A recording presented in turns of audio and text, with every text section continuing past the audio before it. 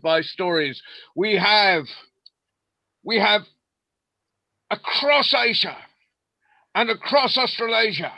We have this we've got a magnificent. We're traveling the world. We're traveling from Korea to Nepal to Pakistan to India to Australia. Fantastic.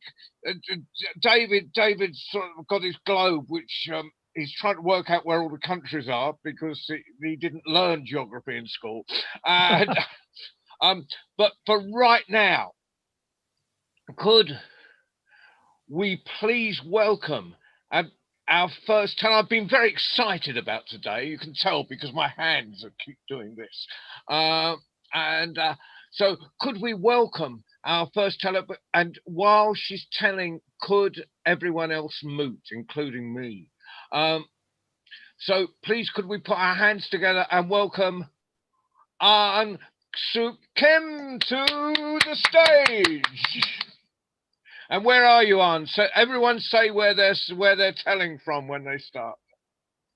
I am from South Korea. Actually, I live in Daegu, from Seoul, southeast part of the town. I'm so happy and honored to tell a story with you, great master storytellers. Thank you. Now, let me tell you a story about a legend of a rock.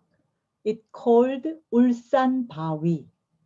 Actually, it is located in Mountain Seorak in Korea, in the South Korea. It's biggest mountain, highest mountain. So now I will tell you a legend of the great rock Ulsan Bawi. Once upon a time, maybe in the beginning of this planet, when volcanoes erupting here and there, and rocks moving around, and mountains growing taller and wider. In Korea, there was a mountain named Kumgangsan.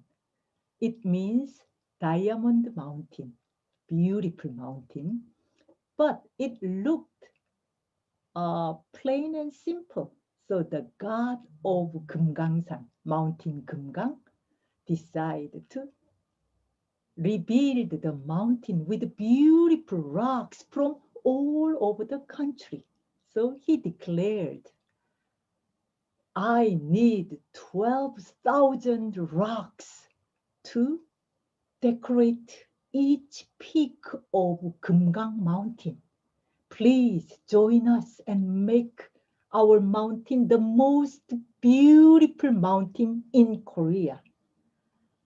The news delivered all over the country, and in the southeast part of Korea, a small town named Ulsan, there's a huge rock, the Great Ulsan Bawi, heard this, and he wanted to join the project.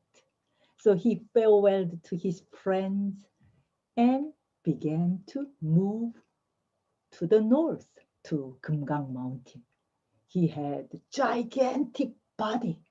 So as each step he put forward, the ground was shaking and quaking.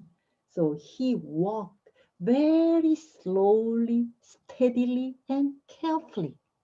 On the way, he saw many, many rocks, big and small, sharp and smooth, round and square. They just rolled and passed by mountain, the Ulsan rock. But he was very proud of himself. No rocks is more gigantic than me. He walked slowly. When he reached Mountain Seorak, he was exhausted. So he lay down his huge body and stretched on the top of the Mountain Seorak. He thought, Mountain Kumgang is just there, so tomorrow I will reach. So tonight I will stay here, take a rest. The next morning, when he began to move, he heard a thundering voice from Mountain Kumgang. We've got 12,000 rocks just now and decorated each peak with beautiful rocks. No more rocks we need. No place for another rocks. The great rock Ulsanbae heard this. He was embarrassed and disappointed. How could this happen? He can't return to his hometown. It's a shame. So he cried and cried and cried. Then the god of Mountain Sarak heard his cry and said, Ulsanbae, don't cry and stay here in our mountain. We will appreciate you. You will make this Mountain Sarak more gigantic and more beautiful. So why don't you stay here? The Ulsanbae heard this and he thought, that's a good idea. Second best. One door closed, but another door opened. For human and for the rocks, the same. He accepted it. And he was happy because from then on, he became the landmark of Mountain Sarak. And whoever climbed up the Mountain Sarak, they climbed on the Ulsanbae and stood there, looked below and beyond, and admired the beautiful scenery of the mountain. So the Ulsanbae, the rock of Ulsan, was very happy. But this legend was not ended here. You know, in numerous time passed, then under Lee dynasty in Korea, there was a very shrewd magistrate in Ulsan, and he heard this story. He thought, wow, that's a great story.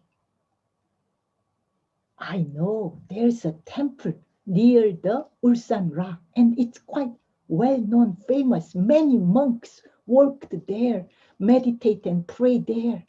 Maybe I can use this story and to take advantage of those monks. Why not? So he went to visit the temple and called the head monk and said, you know, Ulsan Rock was originally belonged to our town, and now it is here. And your temple take advantage of that rock, and so many people visit your temple and this mountain. So you have to pay the rental fee. I will collect from next year the rental fee for that Ulsan Rock. The head monk thought, how this, you know, this is ridiculous. He never heard a rock paid for the rental fee.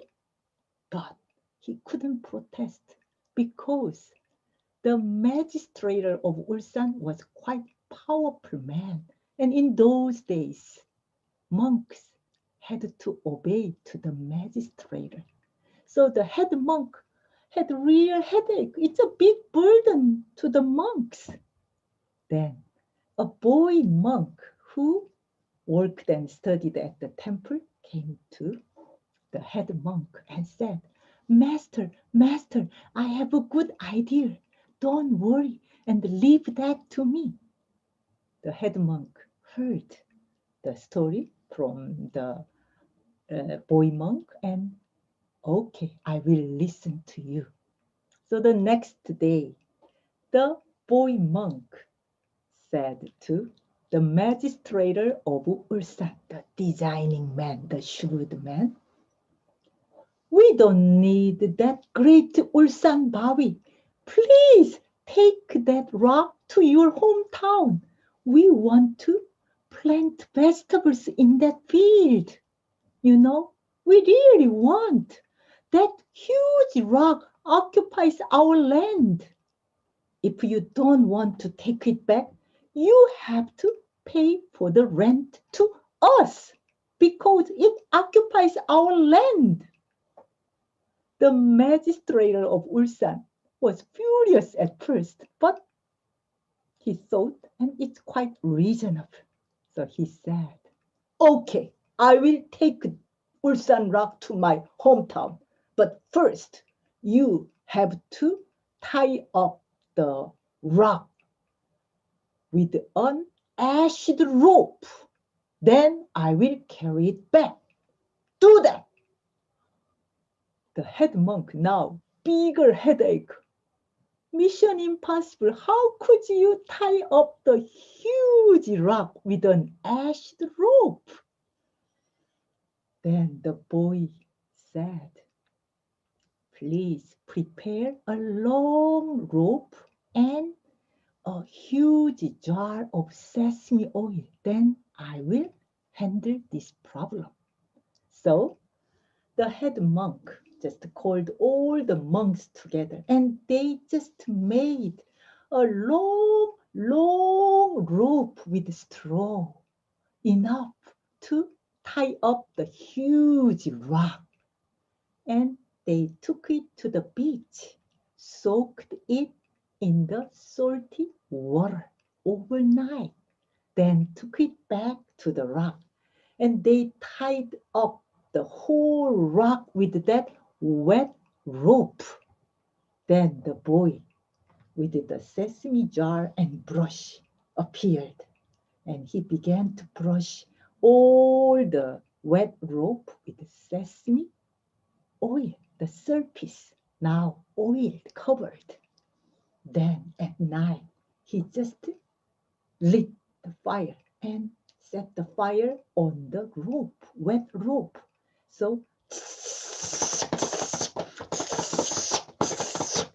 in the night, the sparkling light like a snake, burning snake, it just burnt all the rope.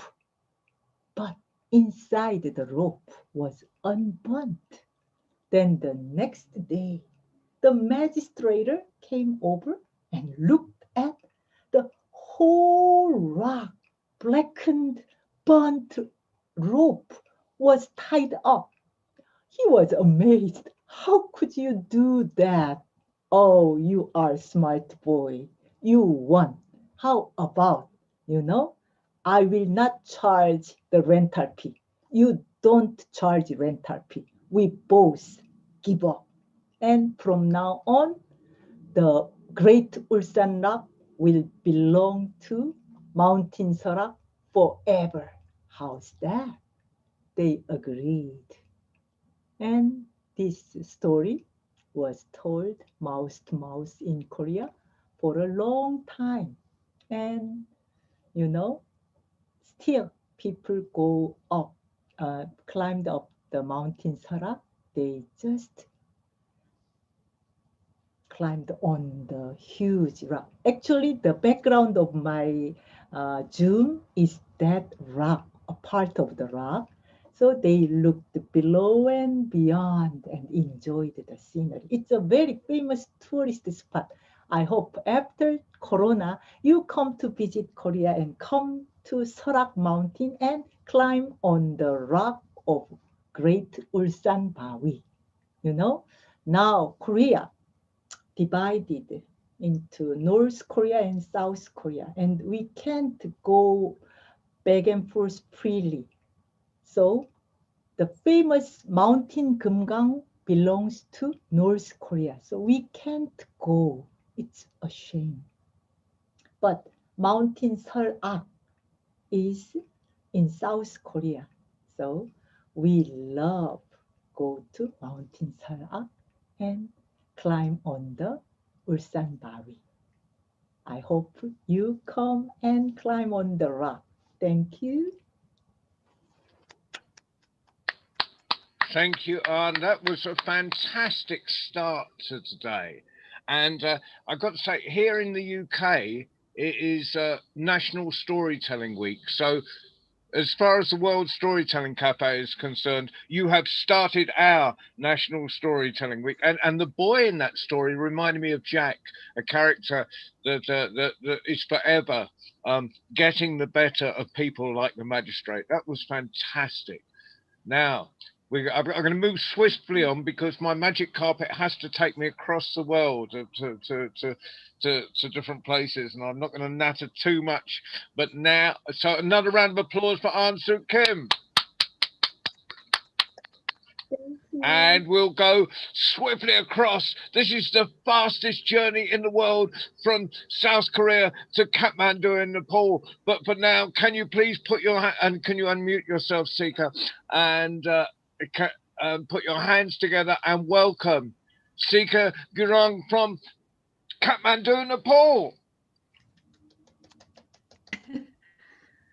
Okay, thank you, John. Hi, David. Namaste, everyone. I'm Shikha Gurung, and I'm so excited to be here. This is my second time. I'd first come here with my students with a storytelling event, and now this is my second time, and I'm super excited. So today I'm going to tell you a story, a typical Nepali story that I heard from my maternal grandfather, of course. He is the source of so many stories of Nepal. And I just have to call him online and tell, Hajurba, please tell me one story so that I can tell to people. And then he's ready. He's so happy to share. So yes, I'm going to tell you a story of a man. Once this man thought of going to, stroll around his village after a long time stay at home, like we've been staying during pandemic. So on the way, he met his one of the good friends, and then they met. They talked for some time, and then finally the man invited his friend to dinner that night. At first, the friend was quite hesitant, and he said that I think I can't, something like that. But then the man insisted, and then finally his friend agreed to come along. So both of them went back home together. When they went back home, the wife, of the man was waiting for them, and she was surprised to see a stranger. She signaled her husband to come inside, and then inside the room she said, "Bro," that is husband, "Bro, I mean, what kind of a friend is he? I mean, what kind of food do you want me to prepare for him? Simple or exotic or what kind?" And then the husband said, "Oh, don't worry, I mean, you don't have to prepare exotic food. Just prepare dhero and gunrukko jhol. Dhero and gunrukko jhol are typical Nepali food, a very simple food, So, and then that is not exotic." And the man said, "Just prepare dhero and gunrukko jhol for him. Tero hajur bau," that is like an expression of saying like your grandfather will reach heaven with that food, just prepare that for him. So he went outside and sat and gossiped with his friend. In the meantime, his wife prepared the dinner. Dinner was very simple because her husband had told her to prepare just a simple dinner. So matching that dhero and gunruko jhol, so she prepared a simple dal bhat tarkari of another simple food of Nepal, another simple typical food of Nepal. So after the dinner was prepared, she called both of them, the man and his friend came inside the kitchen. They washed their hands and then sat down, folding their legs like any typical Nepali would sit on the floor, And the wife, she served the dinner to both. So in Nepal, what happens is before you eat, in Europe and in other countries, we pray before eating. It's like that, we offer some rice and some water to the deity. It's called Ausani Halne. So the husband, did that. He offered the food and water to the deity and started eating, and he was in his own world. And the friend also did the same. I mean, he also offered the food and water to the deity, and then had a quick 5 times eat of the food. You know, he ate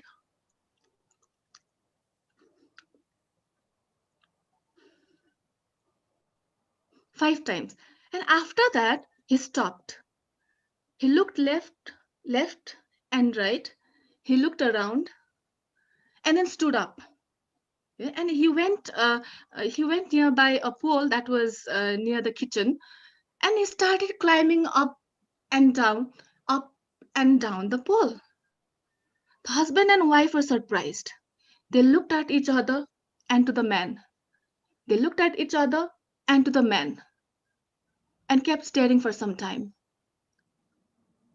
And then finally the husband said, "Dear friend, what are you doing? I mean, you know, why are you doing this? We don't understand you." And then the friend, you know, replied, said that, "I don't know, friend, what happened to me after I offered the food and water to the deity, and then I took 5 bites of the food. I felt like going to the heaven. I don't know why. I feel like going to the heaven right now. That's why I started climbing. I'm now going to the heaven through this pole. That's why I'm climbing." And then when the husband and the wife heard this, they felt guilty. They were ashamed and shocked and kept staring at one another and to the man, one another and to the man. Thank you.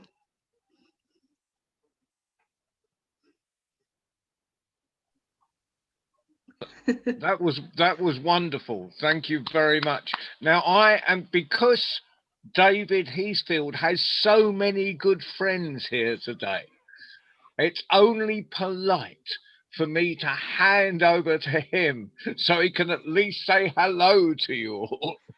So for the next few, could you tell us the running order as you see it for the next few, so people can prepare themselves? Absolutely, John. Absolutely, John. Thank you so much, Ansuk. Thank you, Sika. Sika and I know each other very well, and Sika and I have written together. It's wonderful that you're here. And after Sika, lovely story, I think Kiran is from Australia is going to tell us the next story. After Kiran, can we go to Swati in Delhi? And I'll write this in the chat as well so everybody's clear. And then after that, maybe Irshad, who's in Pakistan. Hi, Irshad. And then Lily in Australia, and then Mindy, who's in Singapore. Is that okay, everybody? Fantastic. And I don't know, Sanjukta, but would you like to go after Mindy, Sanjukta? Is that okay? Fantastic, wonderful. So, wonderful. I'm so happy you're all here. Let's go directly to Australia, to Kiran. Hi, Kiran. Hello, David. And hello, everyone. This is my very first time at the World Storytelling Cafe. So I'm absolutely thrilled to be here because it's a decent time of the night for me. It's 9 p.m. So it's just nice for me. I live in Sydney, west of Sydney, actually, about 60 kilometers west, in the beautiful World Heritage Site of the Blue Mountains. And I would like to acknowledge the traditional custodians of the Darug people that I live on, and to pay my respects to elders past, present, and emerging. We all live in a land of stories and memories, and those come through song, art, dance, and stories. And for me, that's so important because stories are what connect us all together. So let the stories rule the world. Today, I'd like to share with you a story that has a little bit of my heritage. And let me take you back 1400 years ago in Persia, where the gentle followers of Zoroaster found their land invaded and their religion besieged. Having to choose between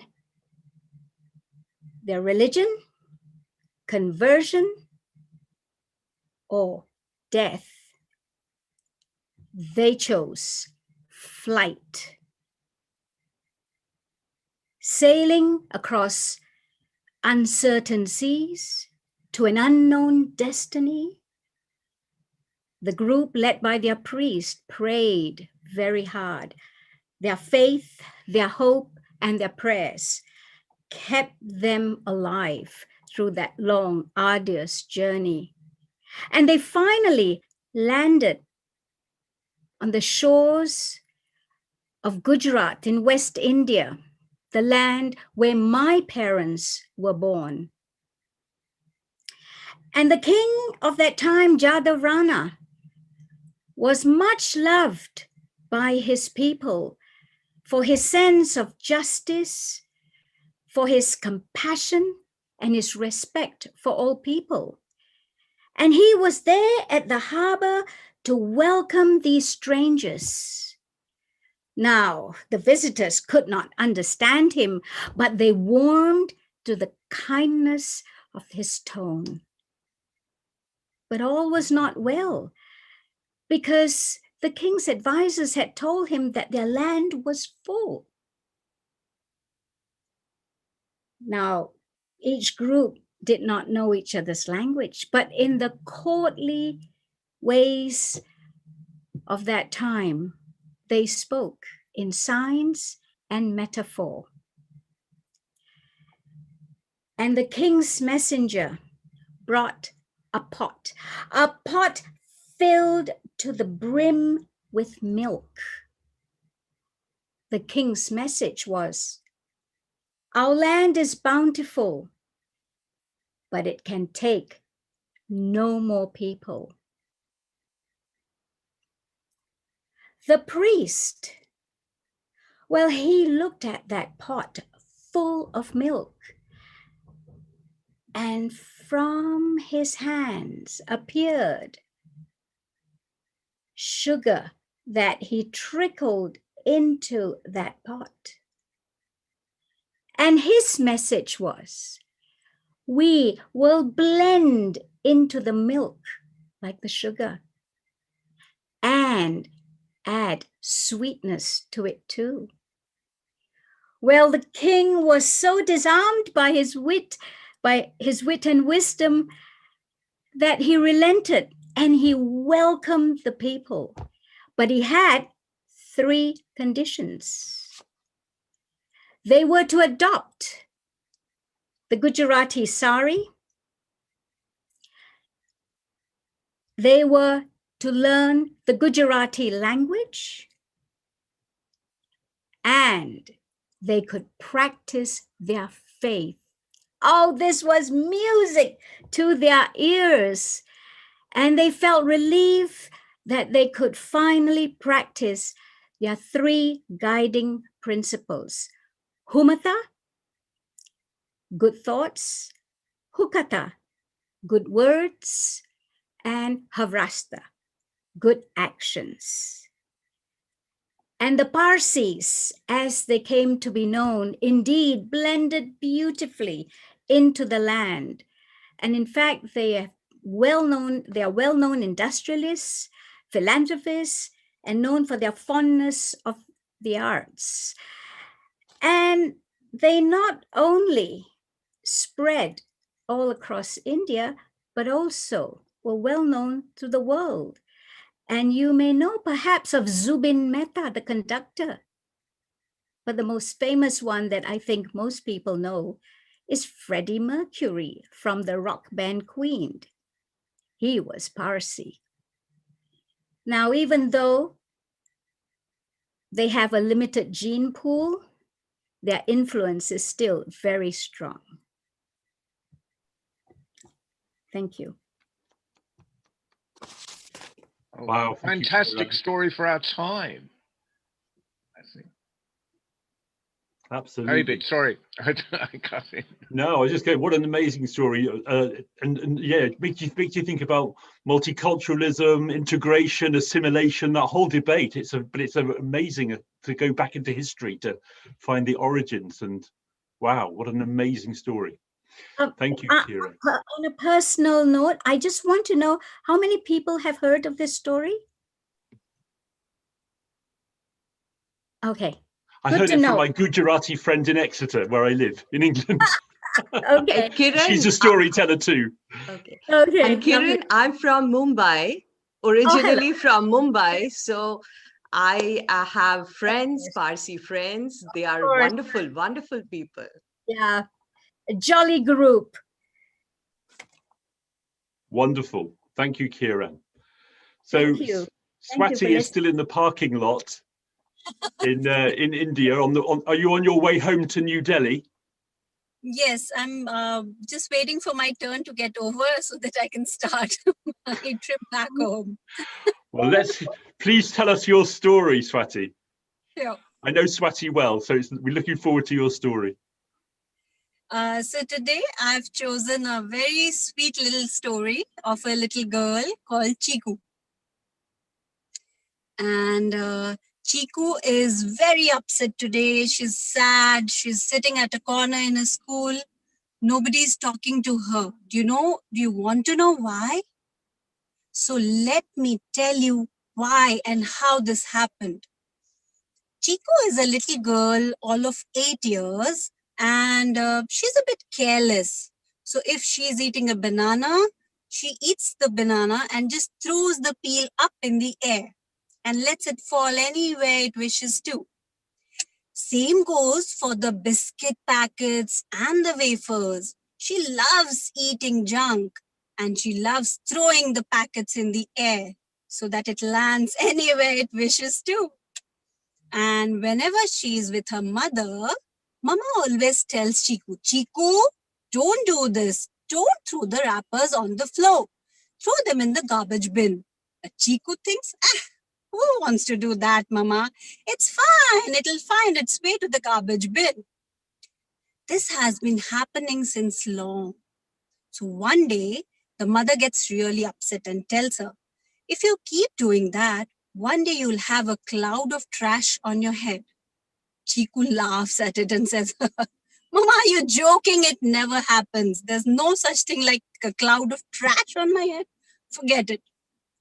So one morning, when Chiku wakes up, and it's cold here in India right now, so she's having a blanket over her head. So the moment she pulls the blanket down, there's a foul smell coming from somewhere. And she pulls the blanket back up her head and she says, oh my God, what is this smell coming? Where is it coming from? But then she hears her mama calling, Chiku, get up, you have to go to school. Of course, this is no Corona time, maybe before Corona. So she has to still go to school. So mama calls her and she has to get up. She has no other option. So she pulls down the blanket just to see flies above her head. So she looks up, how can flies come inside the house? And you know what she sees? A big, huge cloud of trash on her head. Oh God, has the dream come true? How can this happen? It's impossible. How can this cloud of trash be on my head with all the banana peels and wrappers which she had thrown all this while? So Chiku cannot help it, but she has to get out of the bed. So she thinks maybe she'll run fast and get rid of this cloud. So she starts running fast to the kitchen to reach Mama. But what is happening? The cloud is following her everywhere, right to the kitchen, with those bees and the flies all around on her head. She is not liking it at all. So she goes and complains to the mother. She says, Mama, what is this? How did this happen? All this while you were wishing that I'll have a cloud of trash on my head, and now look, it's there. How do I get rid of this? I have to go to school. So Mama says, this is what you've done. You'll have to carry this throughout. So she has no option. She goes to the school with the cloud of trash and the flies buzzing around the cloud of trash to the school. And the moment she enters, her friend Beena is right there. She spots her and she shouts, Beena, please come. I have to tell you something. Beena comes running. The moment she reaches her, she stops. What is this? What have you brought with yourself, Chiku? Get rid of this. What is this? Kachra on your head? Trash? Chiku says, I cannot get rid of this. It's there with me throughout. I don't know how this has happened. So her friend says, oh, I'm so sorry. It's stinking. I can't stay near you. I'm sorry. Please, you have to live alone today. I cannot come near you. Poor Chiku enters the class. The moment she enters the class, the whole class starts laughing. What have you got? Chiku, what is this trash on your head? How will you sit here in the class? It's stinking. Get out. So the kids throw her out of the class. She's sitting in the corner, crying and thinking, how do I get rid of this cloud of trash? What should I do? Right then, she sees her classmate Bala, who's eating banana. The moment he finishes the banana, he throws the peel on the ground. And Chiku jumps from the bench and shouts, hey, you! What are you doing? Can you see this cloud of trash? Do you want this on your head too? Pick up that peel and throw it in the garbage bin. So he quickly, scared of the shout that she made, he just picks up the peel and throws it in the garbage bin. Suddenly, Chiku feels that the cloud has got a little smaller. Then she thinks maybe it's just a thought. Can't be. These are flies all around my head. And she has to eat the lunch alone, spend the whole day alone, kids laughing at her. It's a bad day for her. She goes back home crying. While going back, she again sees an auntie who has a bag of garbage with her. She just goes near the garbage bin and throws it on the road. Chiku is again mad. She cries out loud, Auntie, don't do that. Do you see this garbage cloud on my head? You want that? Just throw it in the bin. Don't throw it out. Auntie is again scared. She has never seen this cloud of trash on anybody's head. So she quickly picks up the garbage and throws it in the bin. Suddenly, the cloud is smaller. And this time, Chiku is not thinking. It's actually happening.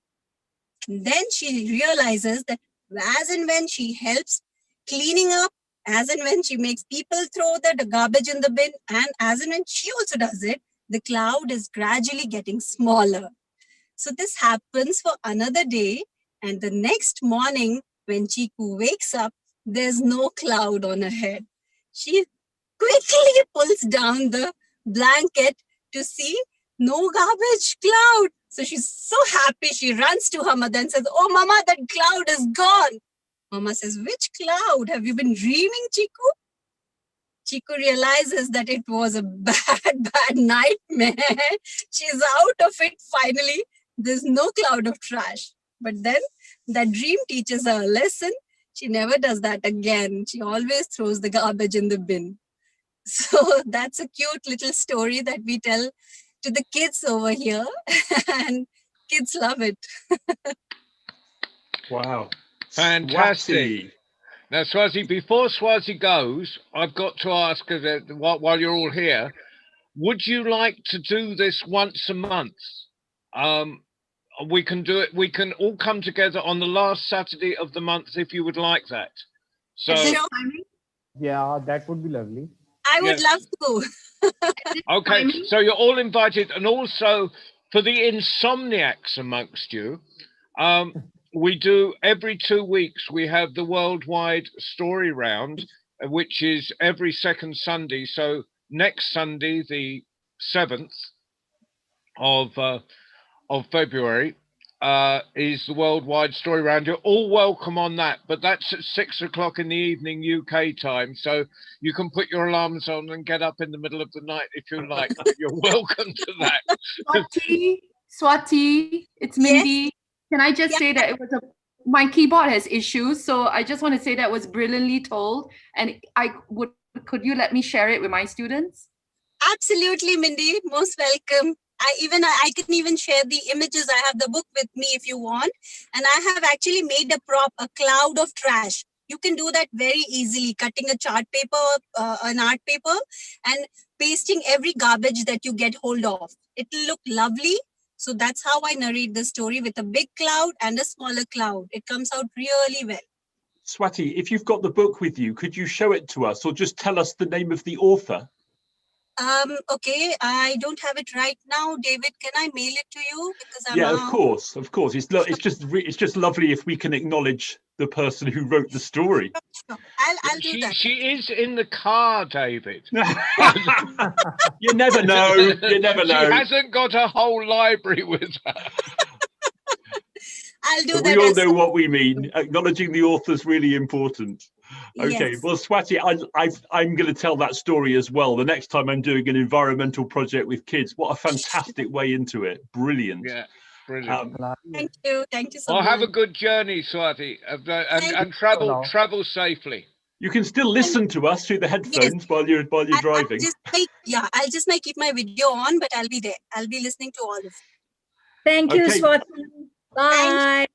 Bye-bye. Nice being with all of you. Bye-bye. So now we're going to Pakistan, to Irshad. I think Irshad, we probably would have seen each other this year in the UK if it hadn't been for coronavirus.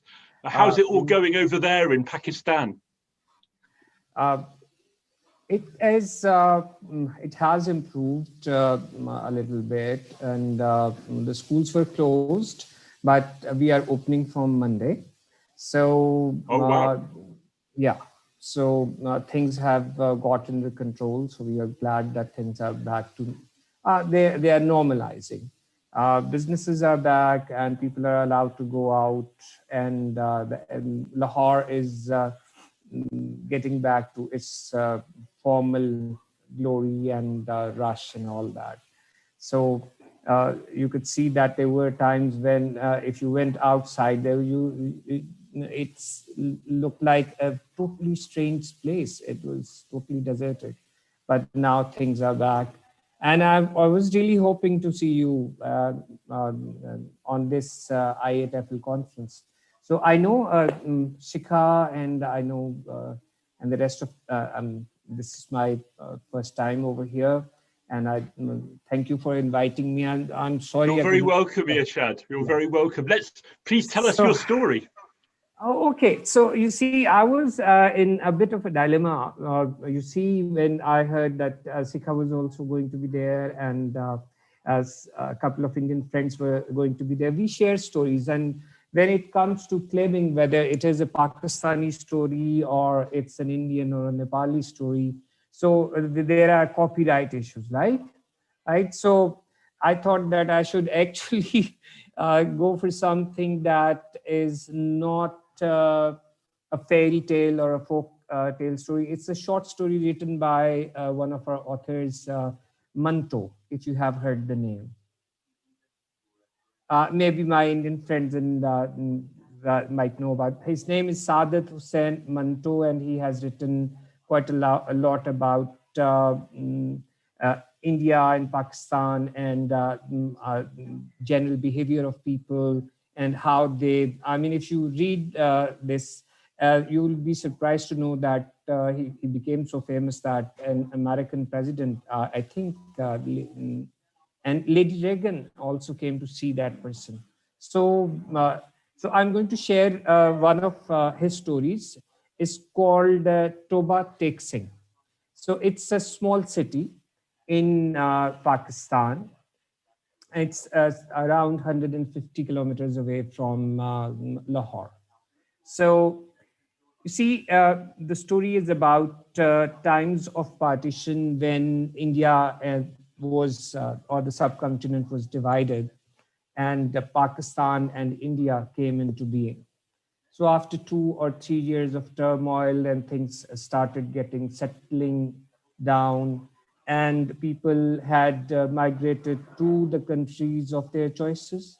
So suddenly some bright man thought, like, why not exchange the people who are in our lunatic asylums and send the Hindus and Sikhs who are in Pakistan and in Lahore, why not send them to India, and let's call the people, let's get the people from India to Pakistan.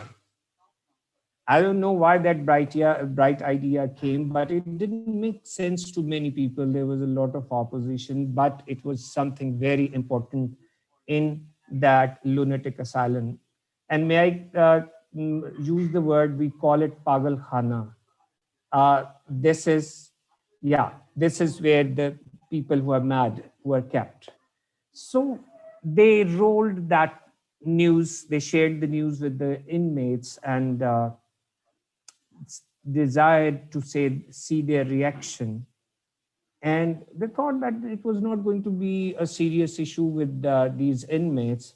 But suddenly they saw that all of the people sat in a circle and started discussing what has happened, what is Pakistan, what is India, and if I may use the word Hindustan, okay, that was the name used in the story, okay.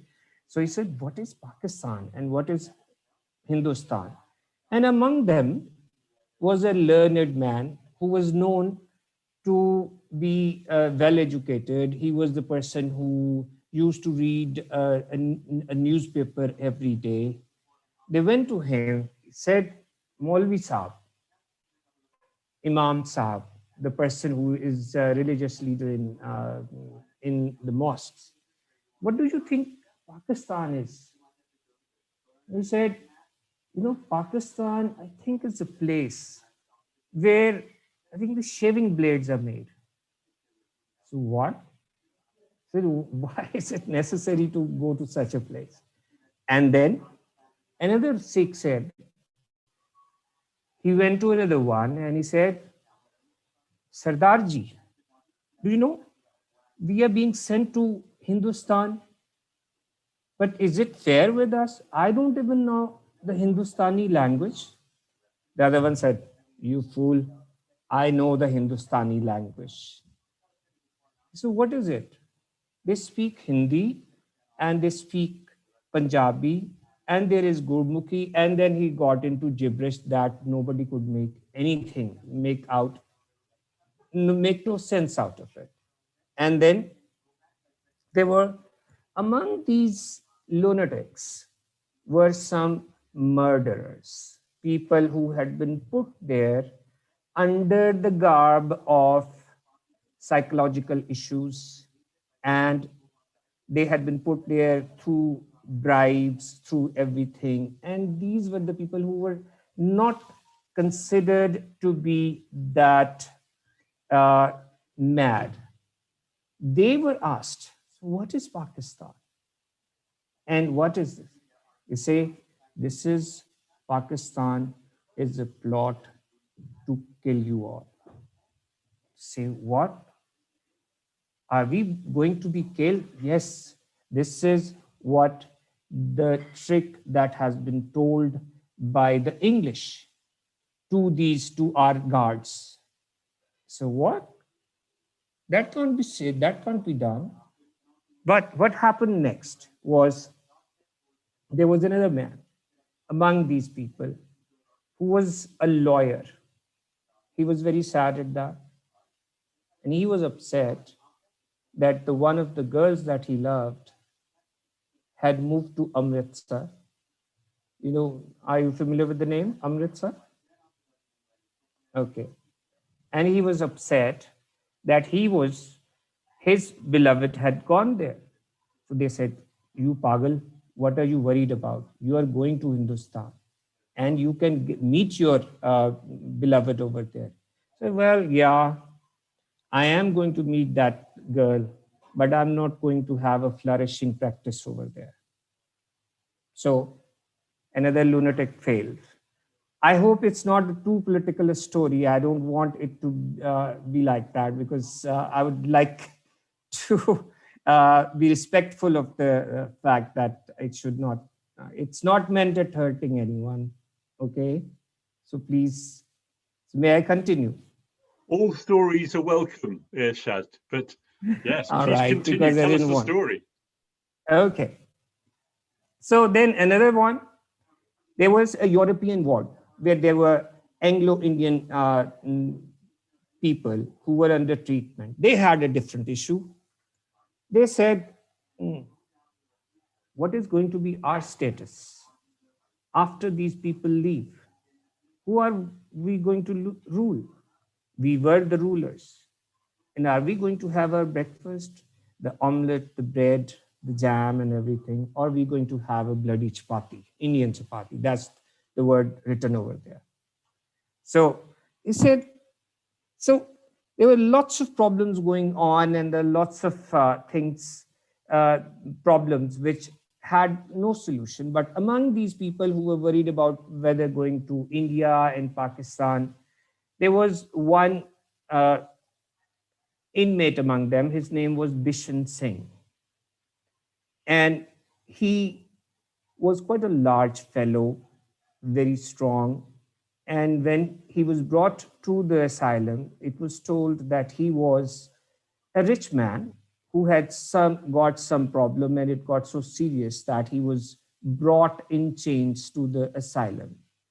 And he had a very strange problem that since for the last 15 years since he had been brought over there, he has never laid down to sleep. He has been standing all the while. And he said he has swollen legs, swollen feet and everything, but you can never see him lying down. So when he got the problem, he did not worry about going to India or Pakistan.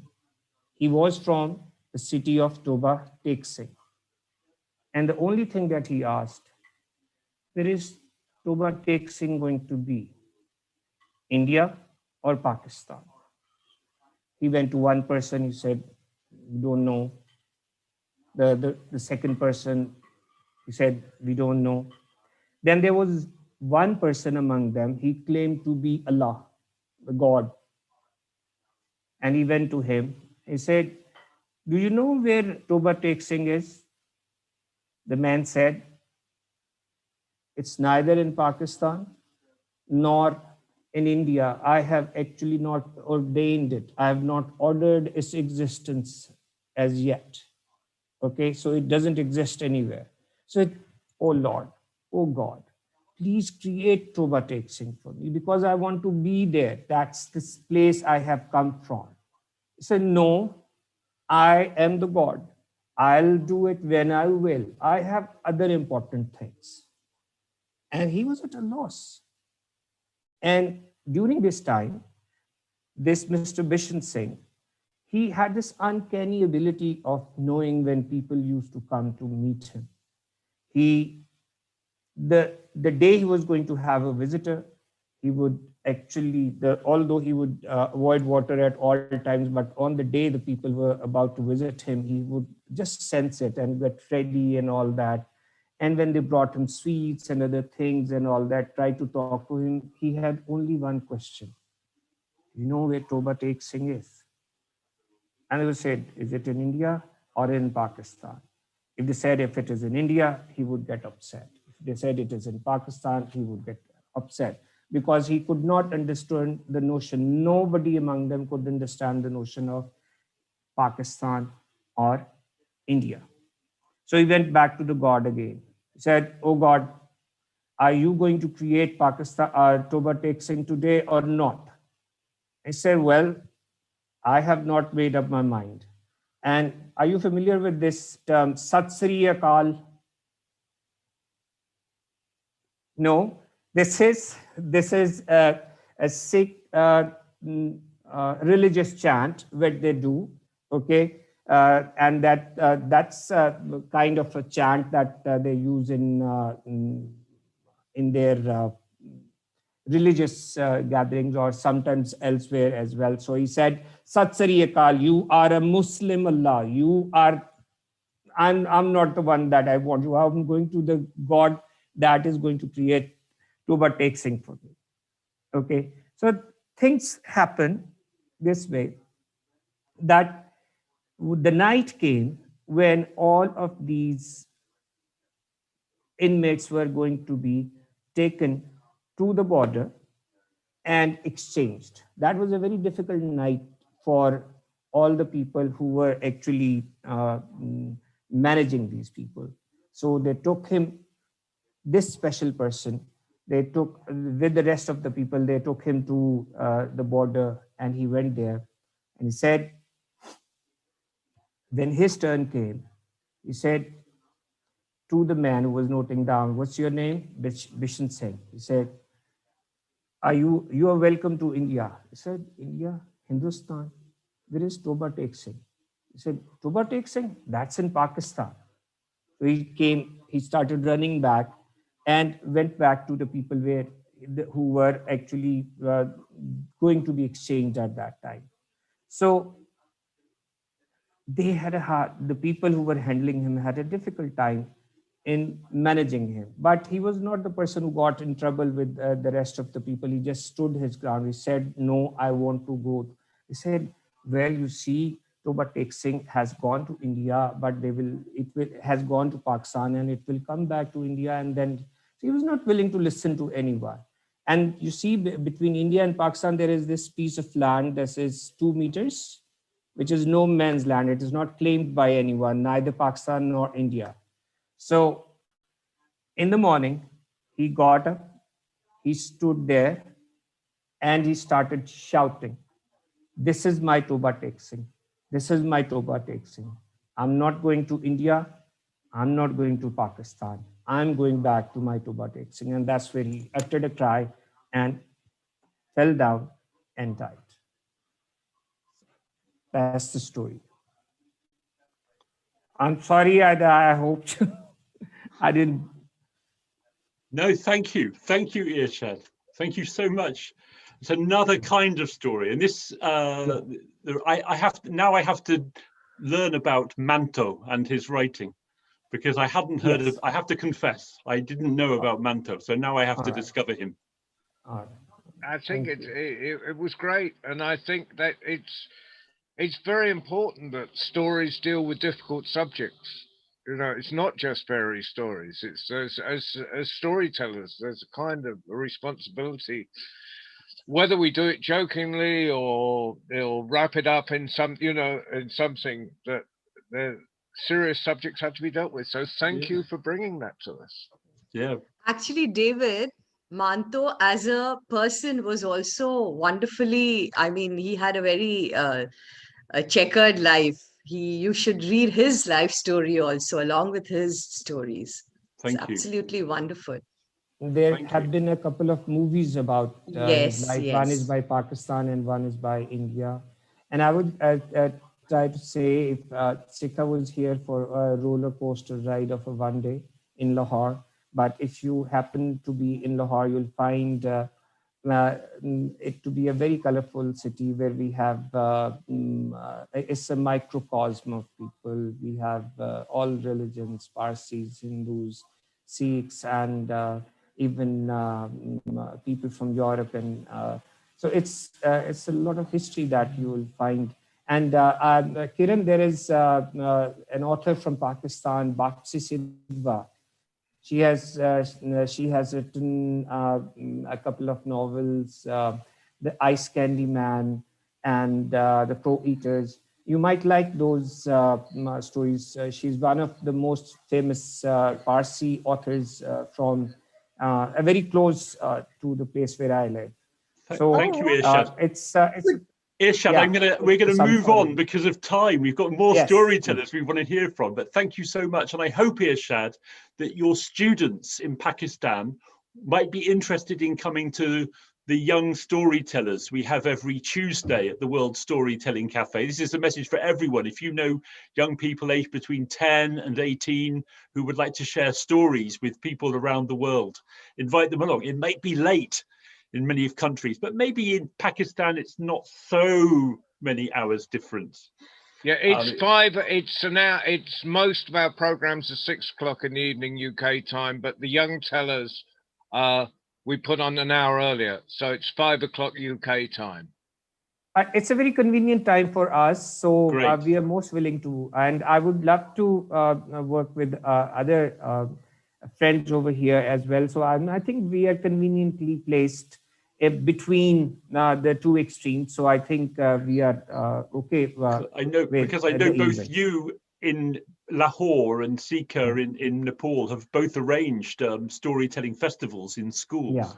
Yeah. Your story made me question the way I began the session by talking about all the different countries we come from, because storytelling is borderless in many ways. Yes, we're talking about the cultures that we come from, but here in the World Storytelling Cafe, look, we're all here together. What a wonderful example. It's such And I think a when it's global finished, we experience. ought to get a magic bus. We ought to get a bus filled with storytellers.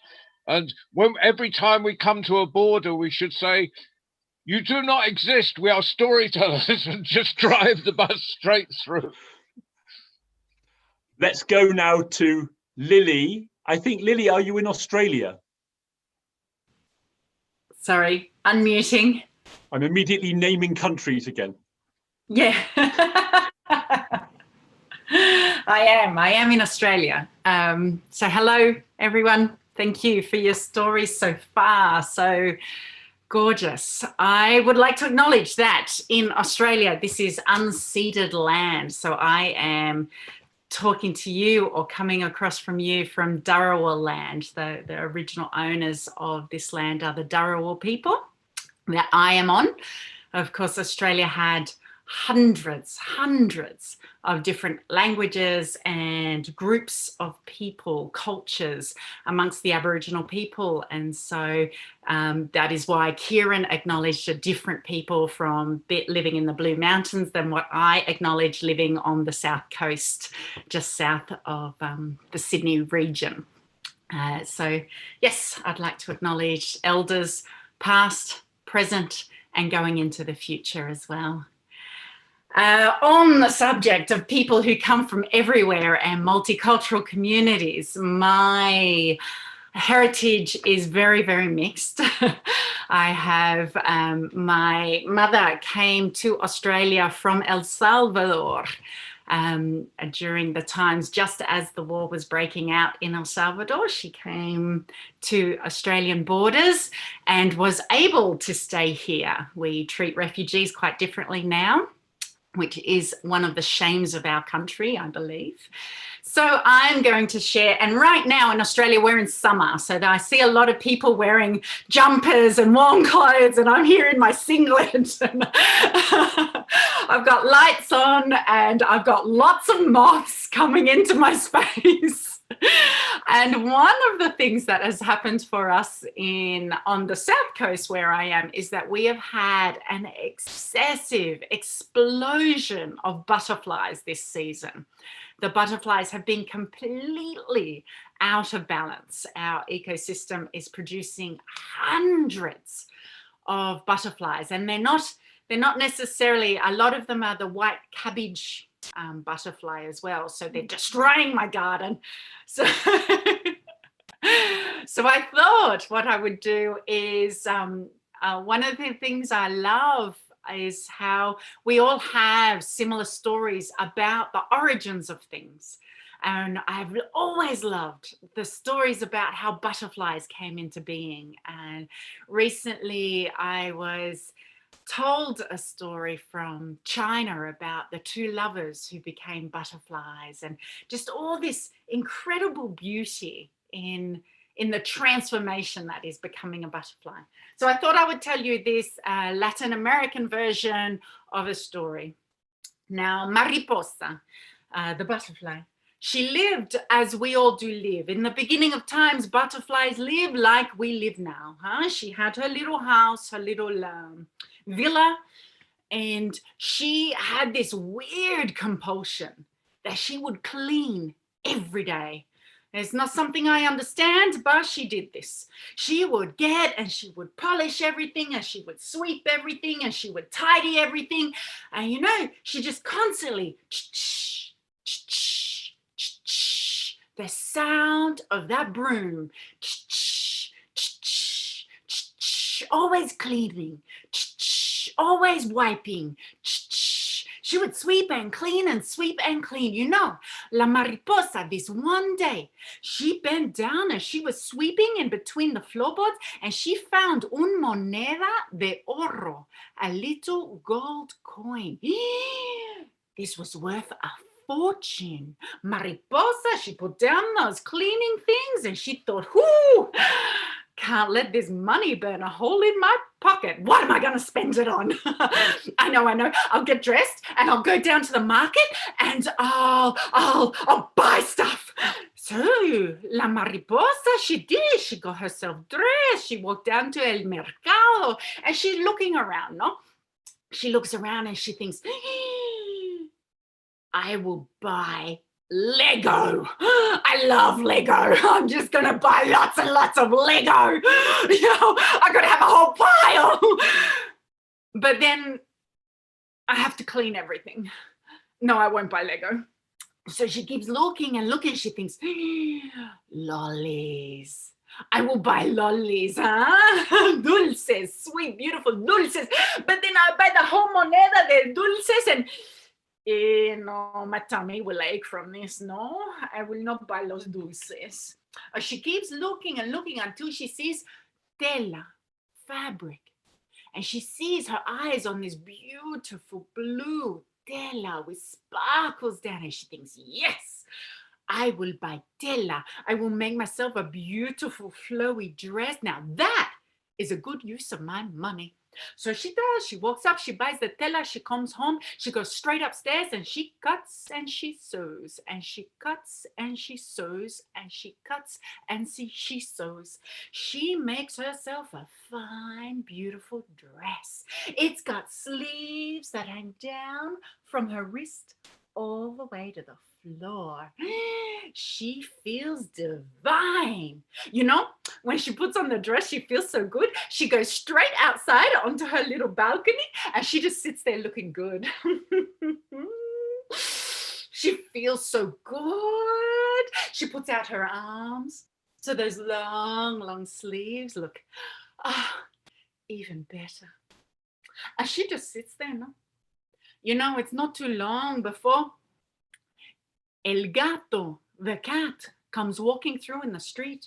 And El Gato looks up at Mariposa. El Gato dicen, meow, meow, meow, meow, meow. Mariposa, she's like, yes, I know. Wait, El Gato looks up at Mariposa and says, Mariposa, you are looking so fine, huh? How about we get married, huh? Mariposa, she looks at him and says, what happened to romance, huh? Aren't you going to sing for me? Serenade me, no? Well, El Gato, fluff ball, and then begins,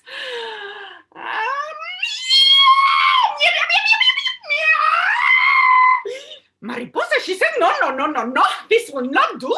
You and me, no, not with a sound like this, no. Quítate de aquí, get out of here. El Gato, he puts his tail down, he walks off, and Mariposa, she assumes her beautiful position. She does not think about him again. Pero el gato, you know los gatos, huh? El Gato walks around the corner, sees an open window and thinks, I'm tired. Jumps into Mariposa's open window, goes under the bed and falls asleep. That is like cats, no? So El Gato is asleep under there, but Mariposa, she does not know. She is busy on the balcony, looking very fine. And it is not long before El Perro the dog comes walking by. El Perro the dog looks up at Mariposa and he goes, and Mariposa says, yes, I know. Well, El Perro the dog says, Mariposa, you are looking so fine, huh? How about we get married? Mariposa, she's like, what is wrong with today? Where is the romance, huh? Aren't you going to serenade me first? Well, El Perro the dog goes, of course.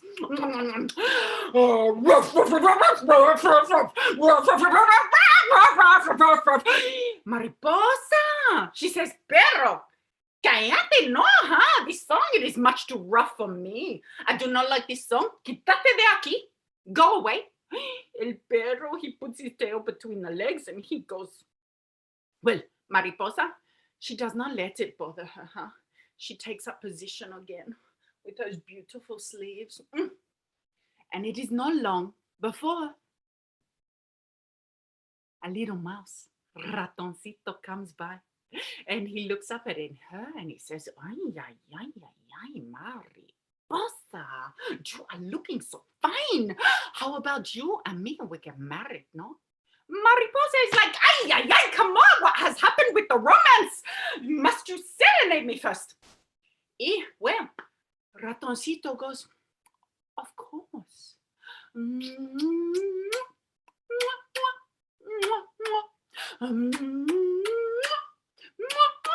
Mariposa is like, ay, ay, ay, this is so beautiful.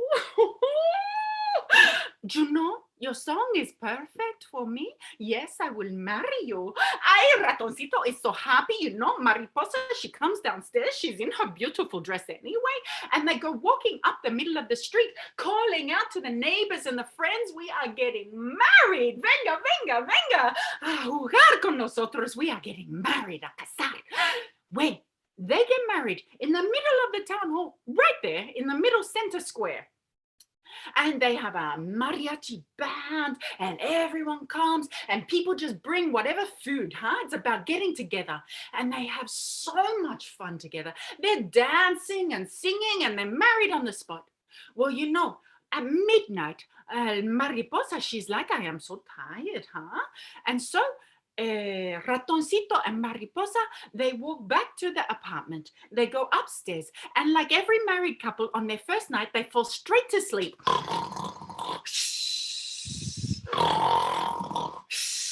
Well, about 3 o'clock in the morning, Ratoncito, he's all that dancing, no? He's a little bit thirsty. So he gets up and he goes to the kitchen. But you remember who is under the bed? El gato. Y el gato wakes up and he is a bit hungry, no?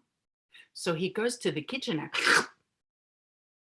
well, Mariposa, she is in her bed. Mariposa, she's like, Raton, where are you, Ratoncito? Raton, Raton. Oye, Ratón, ¿por dónde vas? Huh? You know, she gets up, she goes to the kitchen, she sees the cat. She says, ah! She gets the cat, she smacks him across the tail. The cat jumps out the window, and Mariposa, she begins to cry. She just cries and cries. You know, she is there for days, crying the loss of her Ratoncito. And her friends and her family, they hear. And they bring flowers and they bring food, and she stays in a little apartment for weeks. You know, she stays there in that beautiful dress, and she goes from flower to flower to flower to flower. And after weeks and weeks, she decides that that is all she wants to do from that day on. So she flutters from flower to flower, straight out that window, seeking only beauty from flower to flower, and traveling hundreds of kilometers across borders, across spaces, from flower to flower. And that is the story of Mariposa. Thank you, Lily.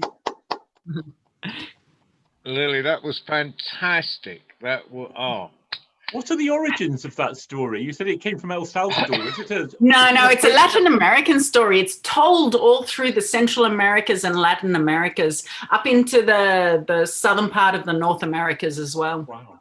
Very common story. Yeah. Wow, Lillian, when you were on the World Storytelling Cafe before, did you tell that story?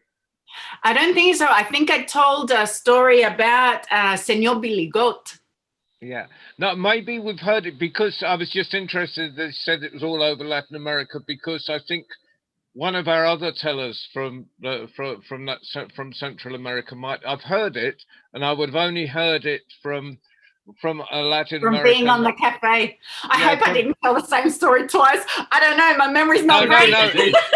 Well, well, you can't hear a story too many times. No. Thank you. I didn't remember it. It was, you know, because I hear thousands of stories on the cafe, but it's such a vaguely familiar thing, and I was just wondering whether I'd heard it from you or for someone else. But I think in the most common form, it's a cockroach.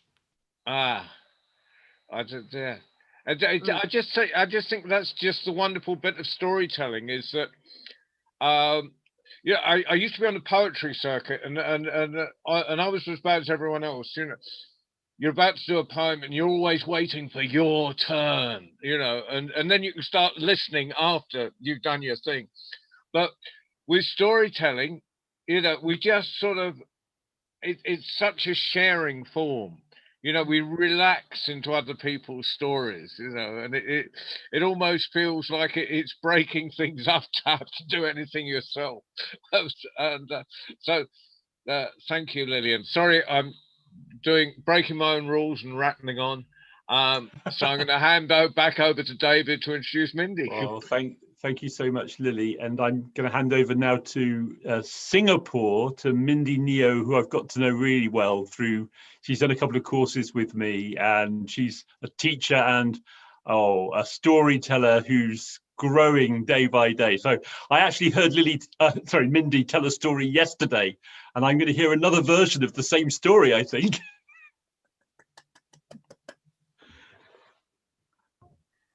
How about Lily, man? I'm absolutely floored. Oh my God, Lily. Thank you for that story. Yes, hi everybody. Just enjoy all the stories, they're amazing. You know, like David said, I did a very, very personal story yesterday.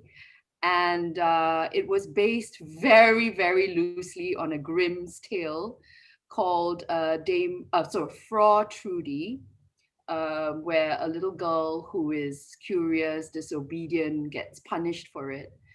And well, I felt that maybe we could turn the tale a little bit, you know, to celebrate this girl and help this little girl. So I infused a little bit of my personal experience into the story. So this is not quite the original version, David, sorry. But yeah, I changed it a little bit here and there. So let's see how it goes.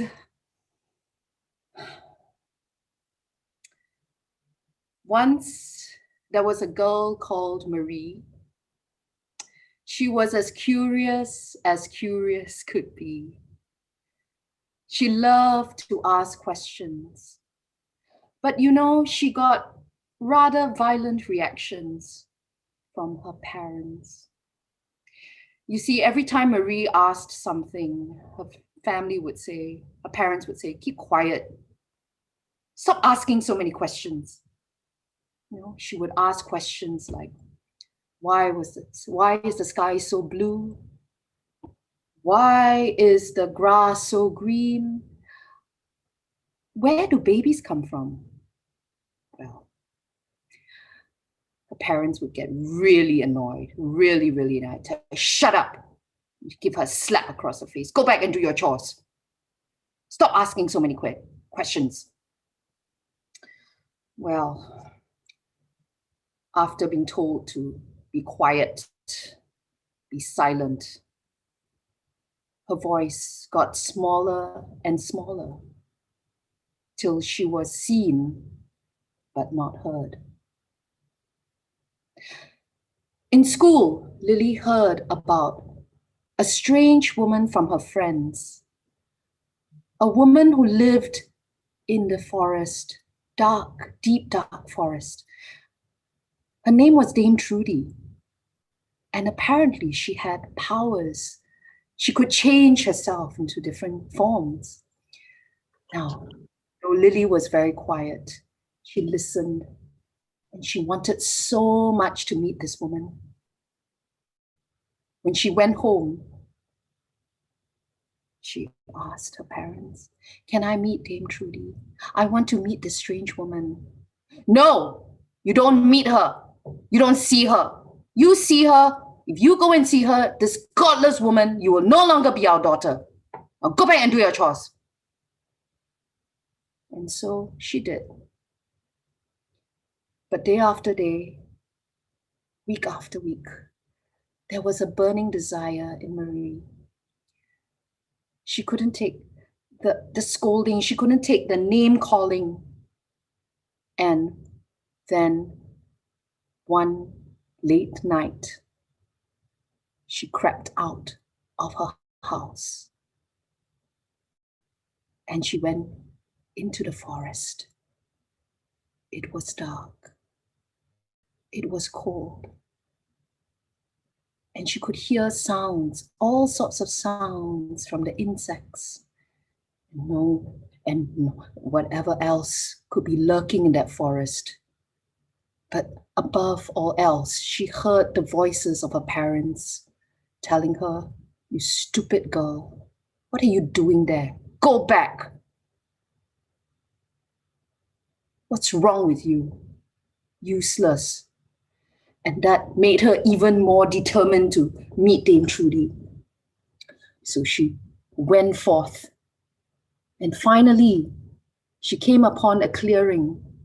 She saw a house, a small wooden house.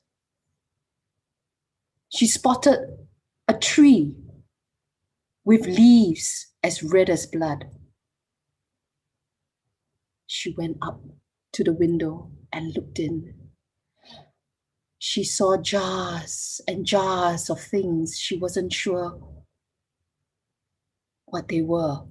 It could be magic potions. It could have been bodies of animals, little animals. She wasn't sure, but they looked so interesting. She decided she would go into the house. And so she opened the door slowly and crept in. But right in front of her was this regal-looking woman with a lock of white hair looking at her. And she knew for some reason that this woman was the Dame Trudy. She was seated on a chair that had the legs of a strange animal stretching out. "What do you want?" Marie couldn't speak, didn't speak. "Why are you here, girl?" She couldn't speak, didn't speak.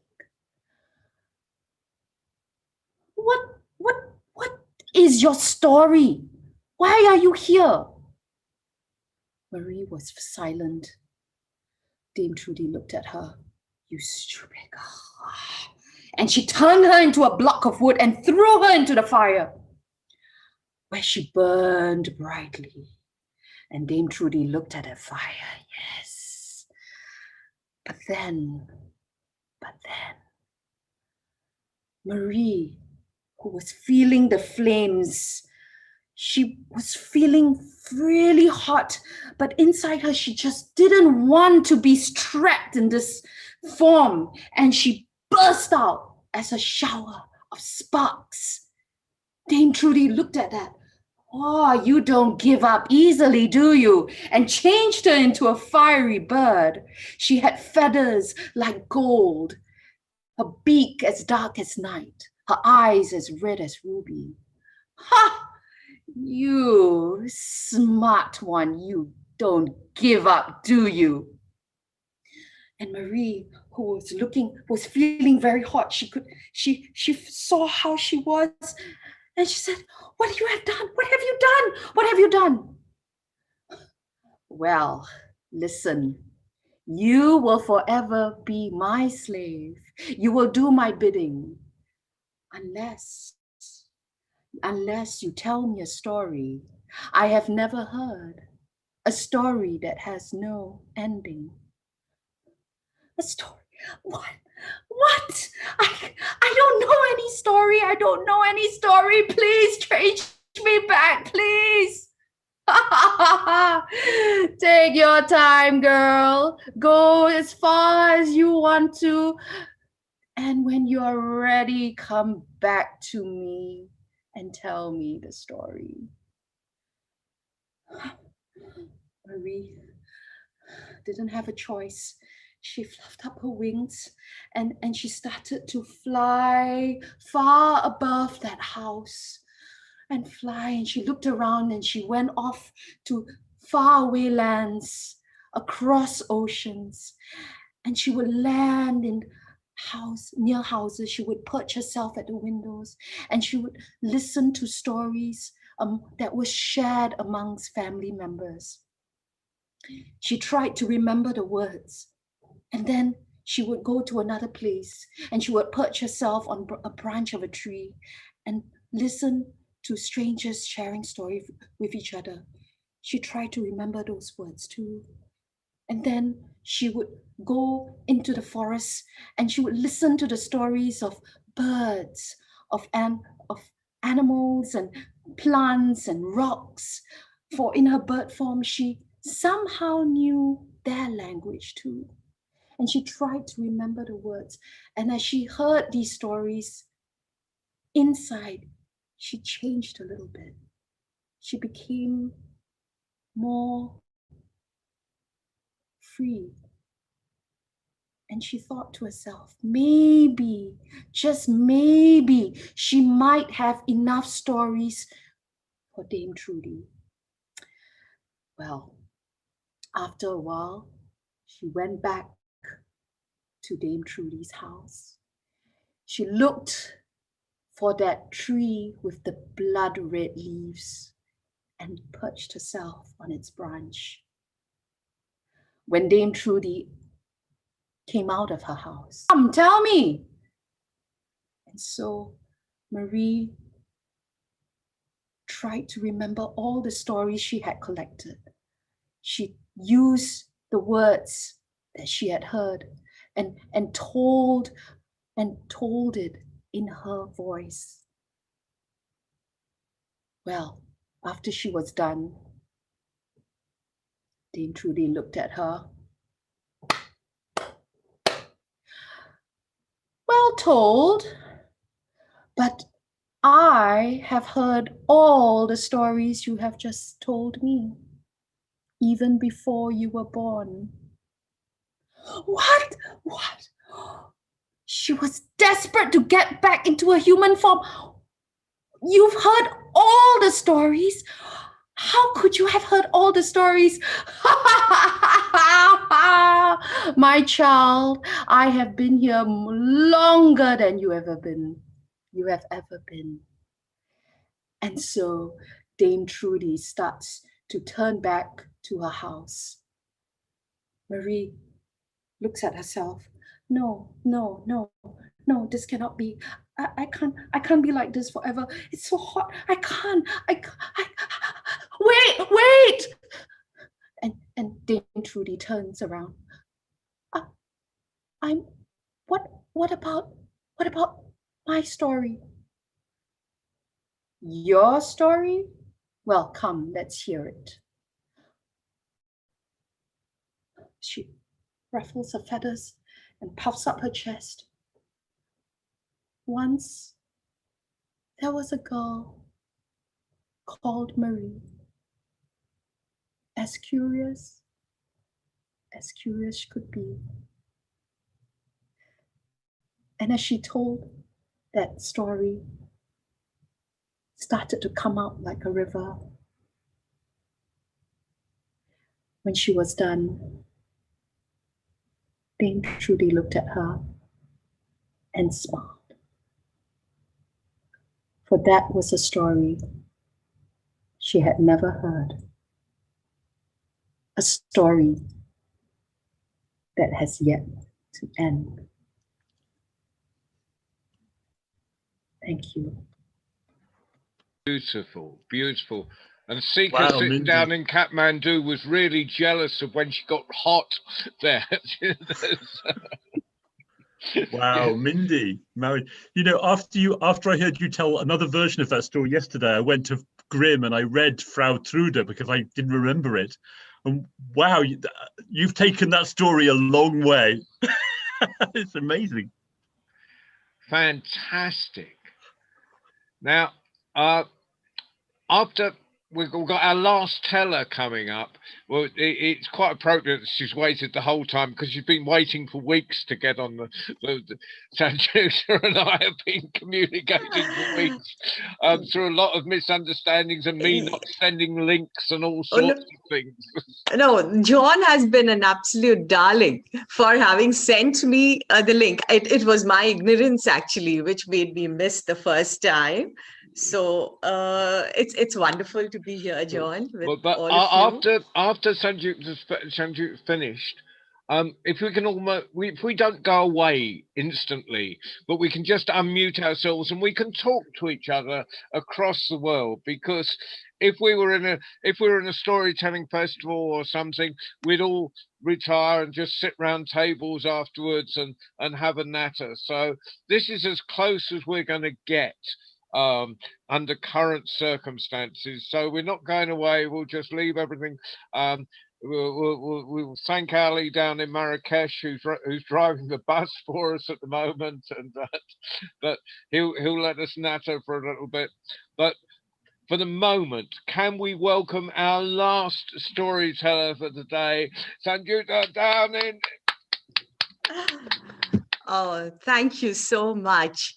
Well, I'm from Philadelphia, so it's been some time since I relocated to this part of the world. And as John was saying, talking about insomniacs, well, I actually got up at 4 o'clock in the morning today so that I would definitely not miss this session. So it's been wonderful listening to all the stories. And my story today is from ancient India. And it's a tale of transformation, just like some of the tellers before me have said. And so it takes off from the time when there lived a dreaded bandit called Ratnakar.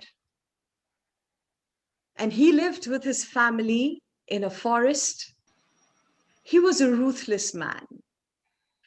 He would loot, kill, and maim hapless travelers who attempted to cross that forest.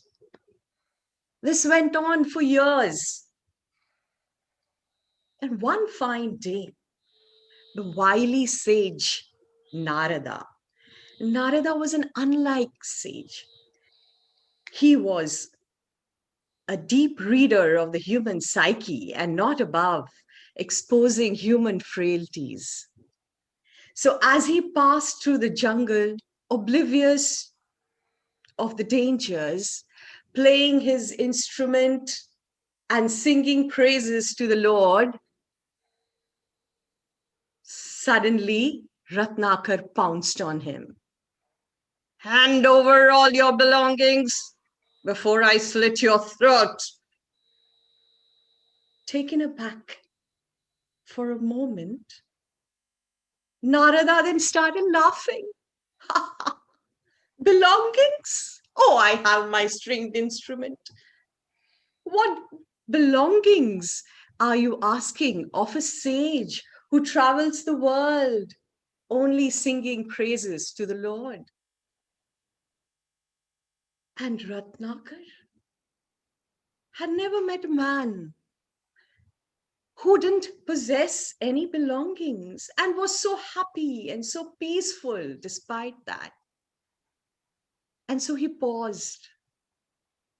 And the wily sage Narada immediately said, "Oh, so you loot people as they pass through this forest? You kill them? Poor man, The sins that you have accumulated, how will you ever atone for them? And Ratnakar said, my family is with me. We will all bear the burden of the sins together. And Narada laughed. "Ha, are you sure? I challenge you. Go and ask them whether they will bear the burden of the sins that you have committed. You can tie me up to the tree. I'll wait for you." And so Ratnakar went. He rushed home and asked his family this question: would you bear the burden of the sins I have committed, because I have done it for you? His parents said, have we ever asked you to bear the burden of our sins? Have you ever asked us before you committed these acts? We are too old, Ratnakar. Let us be. Stunned, Ratnakar looked at his wife. She, with downcast eyes, said, husband, I have an equal share in your happiness and your sorrow. But the burden of your sins are yours alone. He looked at his children and they said, Father, are we to be punished for the crimes that you have committed? So there stood Ratnakar, all alone, realizing for the first time the value of relationships and the value of good deeds. He rushed back to the forest and fell sobbing at the feet of Narada. Save me, O wise one. And Narada said, chant the name of the Lord, he will come to you. And he asked him, how should I go about it? And Narada said, say the word Rama. And the sinner that he was, the word came out as Mara, which means death. And Narada said, continue, keep chanting, and he will come to you. And Narada went on his way. Many years pass, and once again, Narada is passing through that forest. And he's curious to know what happened to that repentant thief. He looks around the forest, but sees nobody, nothing all around. And then suddenly, the faint sounds of a chant come to his ears. And as he follows that sound, to his great amazement, he sees a huge anthill in the middle of the forest. And there comes the chanting.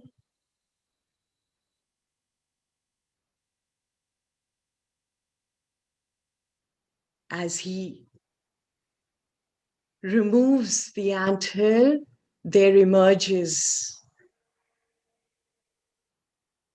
the thief Ratnakar, who had set out only to attain atonement for his sins, but had perhaps realized a deeper truth. For an anthill does not form on a moving body. So the person who emerged out of that anthill was no more Ratnakar, but the Saint Valmiki, as in one who has emerged from the anthill. And this person has been credited with having written the epic Ramayana, one of the oldest epics in the world. And so I like to end the story with a lot of hope and the adage that while every saint has a past, every sinner does have a future. So thank you. What a wonderful message to finish this this set of stories. Oh, a perfect story for the end. Thank you, thank you. Oh, well I'm said. incredibly moved by this whole, in my case, morning, in your case, evening, and it's just well, in Sanchuka's case, it's even earlier morning. Yes. But it's been a Loved it. fantastic day, and it's just I mean, and once more I realise the older I get, the less I know, because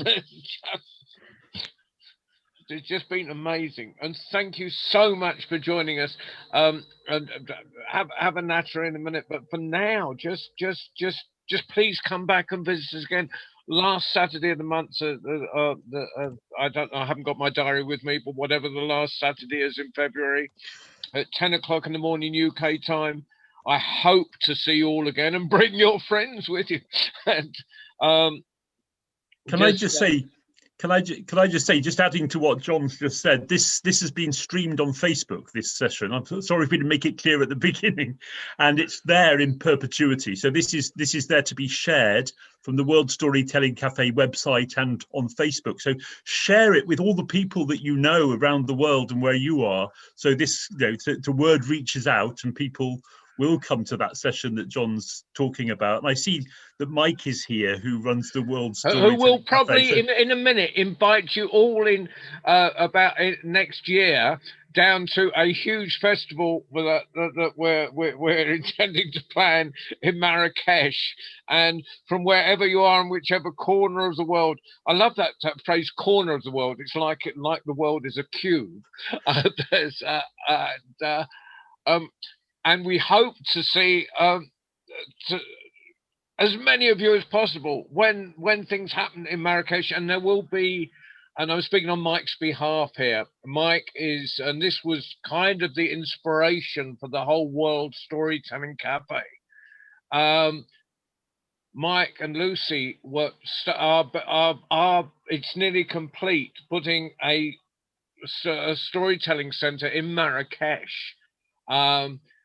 And it's going to be eventually, and I mean, it'll be opened, I think, if I'm right, Mike, when this pandemic and everything is over. It's carrying on apace, and it will be a mixture of live storytelling and Moroccan storytellers and whoever is there. And we'll have a big screen so we can share stories from all over the world. Because one thing this pandemic has taught us is that we can share, and it'll be marvelous when we can have a mixture of live and virtual all in the same place. So we'll let you all know when that's happening. Mike, have you got a word for us? I'm rattling on your behalf. Well, I couldn't have said it better, John. Thank you very much. And thank you, John, and also David for keeping the show on the road this evening. And I just think it's been a wonderful session. And I actually lost count of countries, even continents. I think we got to 5, didn't we, amongst this amazing group? And yeah, just fantastic. Thank you all so much. Great to be here, and hope to see you next month. Yes, and unmute yourselves and talk to each other as you are friends in reality. Have a little natter in the cafe, in the coffee bar in the cafe. This was so delightful. So, you know, I'll go to bed and just, you know, just have lovely dreams, I think. It's been really, really nice. I'm not, you know, drifting off to sleep like I usually am when the other sessions are on too late at night. So this was perfect timing. So I look forward to being there next month. And I love, funnily enough to say, the intimacy that we are able to have. So that was most enjoyable. And yeah, I'll put it down in my calendar. Thank you. And Jackie, it's so good to to I was see wondering Lily, if you know, and Ansook and Mindy. Yeah, yeah. I just wondered if Jackie wanted to say so. You haven't had a chance to say anything today, Jackie. Jackie's a storyteller in Scotland. It's just been a sheer joy listening. I have sat here with a smile on my face, tears sometimes. It's been wonderful, and I can't wait for next month. I think this has been my favorite storytelling session for ages, although I have to say the Tuesday night with the youngsters is very good. So do come along with your youngsters on Tuesday night. It's wonderful. Mindy, that was great. And it was so nice to hear Shika again. I loved your youngsters. Their performances were amazing too. This World Storytelling Cafe is wonderful. It's a great place to meet people and to experience wonderful storytellers. Thank you, Jackie. Yes. Irshad, I had a question. What is the name of the Parsi author you mentioned? Bapsi Sidhwa. Could you B-A-P. type it? Yeah. I'll let me write it in the chat. Yeah, please, because I'd like to check that out. The only Parsi author I know is Rohinton Mistry. I love his novels. He does a very, very good glimpse into Parsi life in Mumbai. So this one has written, Bapsi has written not only about Parsi life in Lahore, but also other issues ranging from gender issues, political issues, and life in Pakistan and in the subcontinent. So I'm sure you're going to like it. Her novel, The Crow Eaters, is about Parsi life. So Yes. in Pakistan, at the time of partition especially. So that's an Right. area that she covers. Right. Irshad, are you going to put that name in the chat, did you say? I He guess did. I I just saw it. did. Yeah, Yep. I did. You got it.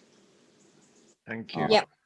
While we're And, on while we're on authors, just a advertisement for something on the cafe, and you can watch it in the archive because the time it goes out live. Paro Anand is serializing her last book on Wednesday nights on Nomad's Land, and she writes for young adults, but she at the moment is my favorite author because it's just to write for young adults with difficult subjects and very often taboo subjects, and I just love her approach. So that'll be a serialized version of Nomad's Land that's on the cafe. So I recommend that on Catch Up and look in the archive. The archives are getting bigger and bigger and bigger.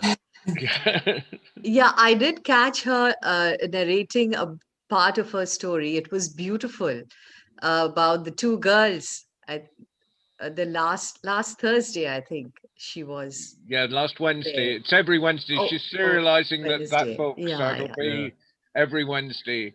I'm just And in the archives, check out Jackie's set, and also Ansook has got a set in the archives as well.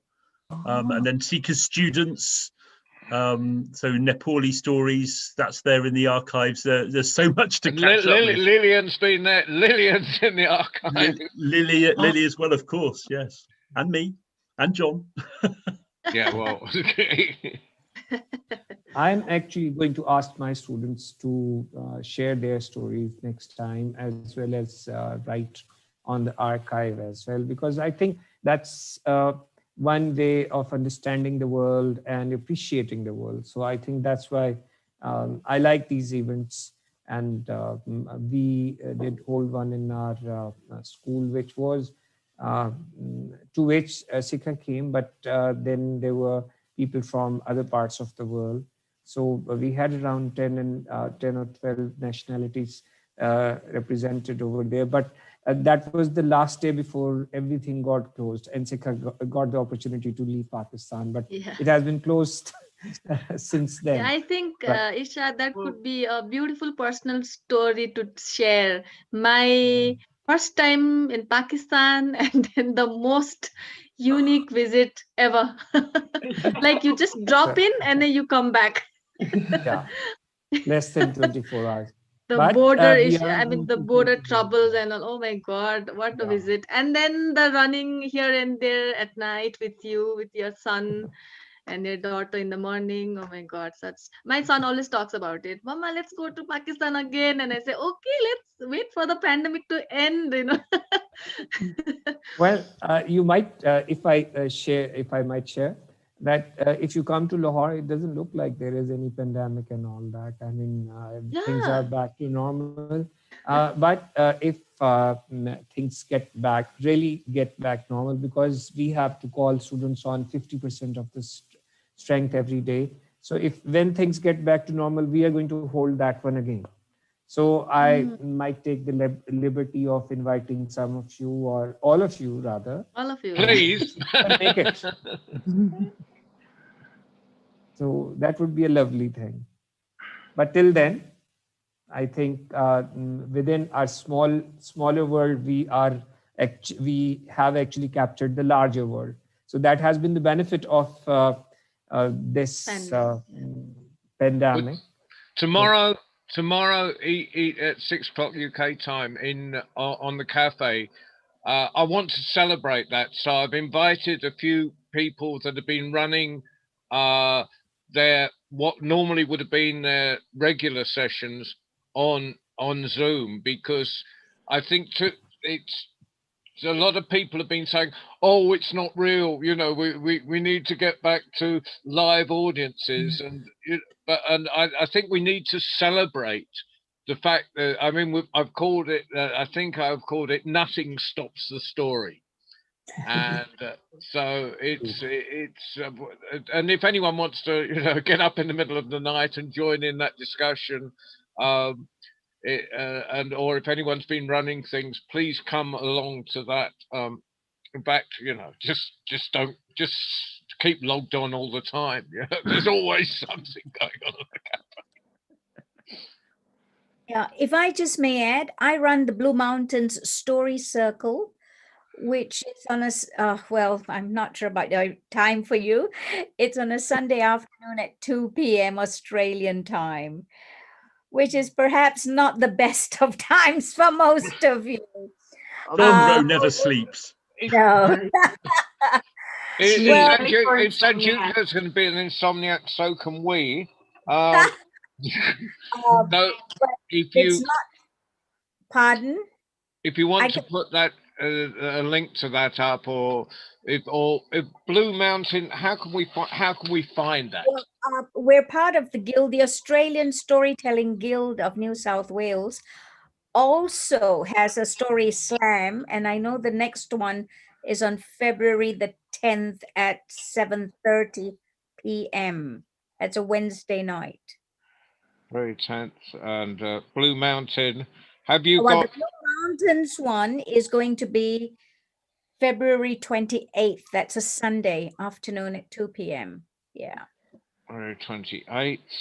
If it's So- 7:30 in Australia, it'd be about 8:30 in the morning here, I guess. 8:30. 8. So yeah, we can get up at 8:30. Really, and, John? yeah. No, but we'll just imagine that we're booked into a school that we've got to be at 9 o'clock in the morning to start. Exactly. We're having to start driving at 6 o'clock in the morning to be there. I'll do what I've known Kieran to do before, and that was like I could attend with my video off and still in my pajamas, because like Kieran's famous for talking about wearing your pajamas when I go to events. That is cheating, David. Well, if it's 10:30 at night, you know, Australian time, I'm in my jammies. Yeah, so February the 10th is New South Wales. Yeah, I know their website or their Facebook page, because if I think I put this as in a message to their Facebook page yesterday to just remind everyone. Can I just tell you my favorite, the image from today's stories? Well, there's so many images from all the stories, but I'm still seeing just behind you, An Suk, that the rock, and the image of the ashed rope, the rope soaked in seawater, then painted in sesame oil, and then lit and sparkling and turning into an ashed rope. It's just the most, and you described it so beautifully and so clearly. I just have that image in my mind. It's an absolute delight. I think there's a sort of there's potential for an enormous collage with just the strong images from all the I should that little Mariposa. Little strip of no man's land from Ishad's stories. I love. It reminds me of It reminds me of Berlin, when the Berlin Wall was up, and there was the space in between, because it was uncultivated. In the middle of Berlin, there was this virtually a nature reserve. These strips of no man's land, I think, have got an enormous power, that they're not owned. It's so that we're all going to take away our images from today, and probably loads of images. Anthills. Yeah. I'm going to take this moment to say it's 11 p.m. in Australia, so I am going to go to bed. I did ask David to put the Australians on fairly early, because in case sorry, Lily. Dobbed in, so totally fine. I have loved listening to everyone's stories, and I feel very honored that I will be able to go to bed and have these swirling around in my mind and creating the collage that we've been talking about. So thank you everyone very, very much. Well, thank you, and then that might be a point where we just all wave goodbye, so we can all, we can all leave the party at the same time. Just a minute. I'm typing something because for the Blue Mountain Story Circle, you have to email me to get the Zoom link. For the Australian storytellers, for the Guild, the Zoom link should be on the have I got my name? Yeah. Yeah. So just have a look. Yeah. Yeah. So save the chat. Yeah. Don't go away for a minute till I've written that down. Yeah. Karen, storyteller. Lilian, the most powerful Mariposa images that I've ever heard through stories. Thank you so much. Thank you. And Suk, I have been drawn to rock stories for so long. I have a storytelling friend who is Basque, Itzia, and she did an entire theatre performance on rocks. It was since then, years ago, I've loved stories of rocks. So thank you. And the anthill is still really, it was very rich. Thank you, everyone, so much. Thank you. Thank you, everyone. Thank you. Bye-bye. Bye-bye. Bye. Bye-bye. Bye. See you all at the end of February. Bye. If not before. Good night, everyone. Good night. Good night. Good night. And Good thank you, night. Ali, for driving the bus as always. Thanks, Ali. Thank you, David, John. Bye-bye, Ishad. Bye, Thank Sika. you. Thank Bye-bye. you. And Bye, thank you, Ishad. David, for bringing your friends. Oh, Yeah, what a thank lovely, you for what, a, having what, a, us. what an amazing group of people. Bye, Sika. Right. Wow. We're That still was something, streaming. wasn't it, David? Well, Right, I'm gonna we're get still my, streaming, so I'll say goodbye.